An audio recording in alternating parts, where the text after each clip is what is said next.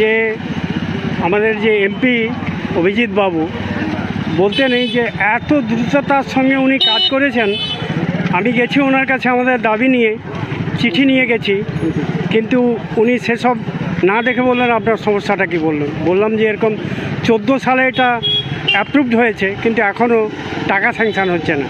তো উনি সঙ্গে সঙ্গে পিএকে ডেকে মানে ড্রাফট করলেন চিঠি, এবং সেই চিঠি আমি রেলওয়ে দপ্তর মানে গার্ডেন রিচ জেনারেল সেক্রেটারি হাতে, জেনারেল ম্যানেজারের হাতে পৌঁছে দিই। এবং তারপরে এখন যেটা দেখছি যে খড়গপুরে আমি রিসেন্ট 11 তারিখে ডিআরএমের অফিসে খোঁজ নিয়েছি, সেখানে জেনেছি যে অর্থ দপ্তর হেড অফিস ওইখানে ফাইল আটকে আছে ওনাদের প্রায় 14 বছরের। হ্যাঁ, এই অর্থবর্ষে কাজ চালু হবে। দেখুন, আমার নজরে যখন এলো মাস 2 আগে যে একটা কাজ 14 বছর ধরে পড়ে আছে, তখন প্রথমেই আমার মনে পড়ল নরেন্দ্র মোদীজির মুখটা। যদি তার কাছে এই খবরটা যায় যে একটা কাজ 14 বছর ধরে স্যাংশন হয়ে পড়ে আছে, অথচ অর্থ বরাদ্দ হয়নি, কাজটা শুরুও হয়নি, শেষের তো প্রশ্নই ওঠে না, তাহলে তার চোখ মুখের অবস্থাটা কি দাঁড়াবে। তো আমি তো সঙ্গে সঙ্গে একটা চিঠি লিখলাম এই আশা নিয়ে যে দ্রুত কাজ হবে, এবং দ্রুত কাজ হলো।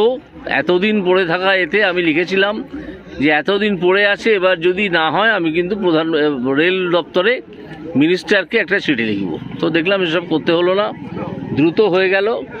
চিঠিটা চলে এলো, যেখানে একটা হল্ট স্টেশন হবে, টাকা বরাদ্দ হয়ে গেল, এবং এই বছরে কাজটা শুরু হবে এইরকম একটা উল্লেখ চিঠিতে আছে। ফলে এটা আমাদের কাছে একটা বিরাট প্রাপ্তি এবং অত্যন্ত আনন্দের বিষয় যে রেল দপ্তর এটাকে আর ফেলে রাখেনি। 14 বছর আমলাতান্ত্রিক ব্যাপারে হয়তো বিভিন্ন ফাইল চাপা পড়েছিল, কিন্তু এখন কাজটা এবার শুরু হবে। একটু বাদেই আমরা স্পটটা দেখতে যাব। আর এখানে আর একটা ব্যাপার উঠে এসেছে যে অর্থটা বরাদ্দ যেটা হবে সেটা ফিনান্স ডিপার্টমেন্ট থেকে রেলের বার করে আনতে হবে। আমরা সেটা করব, খুব শীঘ্রই করব।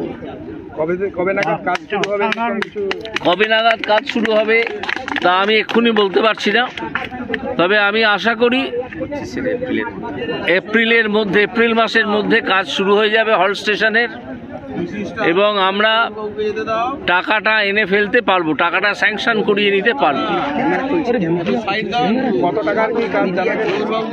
হ্যাঁ, কত? 5 লক্ষ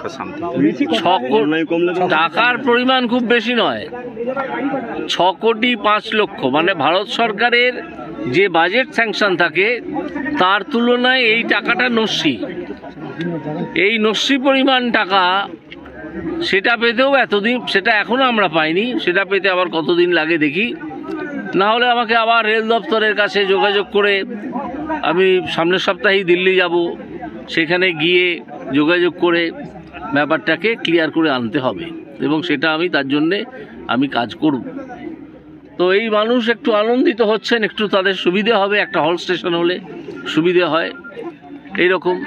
আর একটা জায়গায় দেখলাম সেখানেও সব স্যাংশন হয়ে গেছে, প্ল্যাটফর্ম হওয়ার টাকাটা এখনো স্যাংশন হয়নি।